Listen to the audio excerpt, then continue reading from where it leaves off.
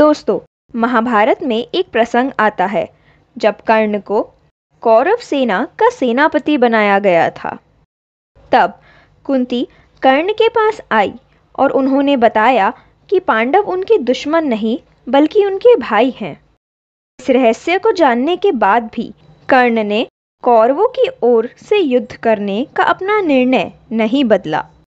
कर्ण का यह निश्चय इस बात को दर्शाता है कि कर्ण के मन में दुर्योधन के प्रति मित्रता के साथ साथ अर्जुन के प्रति कितना क्रोध था, और इस दुश्मनी की कई वजह थी। अधिरथ, जिसने कर्ण का पालन पोषण किया था, वह कर्ण को शिक्षा प्राप्ति के लिए गुरु द्रोणाचार्य के पास लेकर गए। किंतु द्रोणाचार्य ने जब जाना कि कर्ण क्षत्रिय न होकर एक सूत पुत्र हैं, तब उन्होंने उन्हें शिक्षा देने से मना कर दिया, क्योंकि वास्तव में वे अर्जुन को अपना सर्वश्रेष्ठ शिष्य बनाना चाहते थे। साथ ही अर्जुन द्रोणाचार्य के सबसे प्रिय शिष्य थे।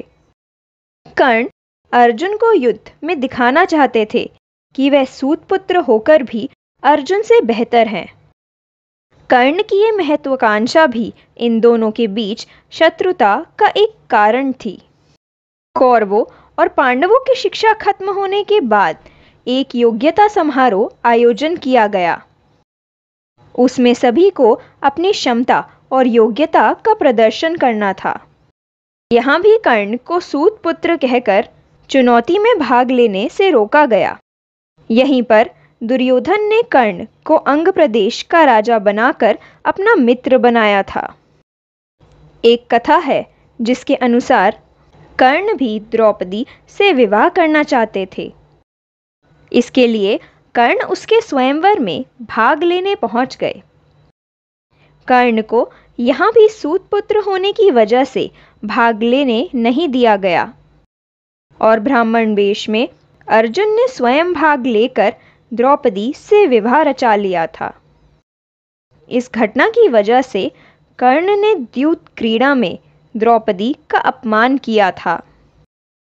द्रौपदी का अपमान ही पांडवों और कौरवों के बीच युद्ध का एक बहुत ही महत्वपूर्ण कारण बना था, जिसने कर्ण और अर्जुन की शत्रुता को और भड़काने का काम किया था। उधर पांडवों के वनवास के दौरान कर्ण और दुर्योधन पांडवों को परेशान करने के लिए तंबू लगाकर वन में रहने लगे थे। इस दौरान एक गंधर्व कन्या के साथ छेड़छाड़ करने के कारण उस गंधर्व कन्या ने दुर्योधन को बंदी बना लिया था। उस समय अर्जुन और भीम ने दुर्योधन को उसके बंधन से मुक्त करवाया था। कर्ण उस समय नशे में थे, इसलिए वह दुर्योधन की मदद नहीं कर पाए थे, जिसके कारण कर्ण को अर्जुन और भीम द्वारा बहुत अपमान सहना पड़ा था। इस अपमान की वजह से कर्ण उनसे बदला लेना चाहते थे। इसके बाद पांडवों का अज्ञातवास समाप्त होने के समय जब विराट का युद्ध हो रहा था, तब अर्जुन ने अकेले ही पूरी कौरव सेना को परास्त कर दिया था। इस घटना के बाद द्रोणाचार्य ने कई बार कर्ण का उपहास किया और कहा कि अर्जुन कर्ण से श्रेष्ठ योद्धा है, और इन्हीं सब कारणों की वजह से कर्ण और अर्जुन के बीच इतनी शत्रुता हो गई थी।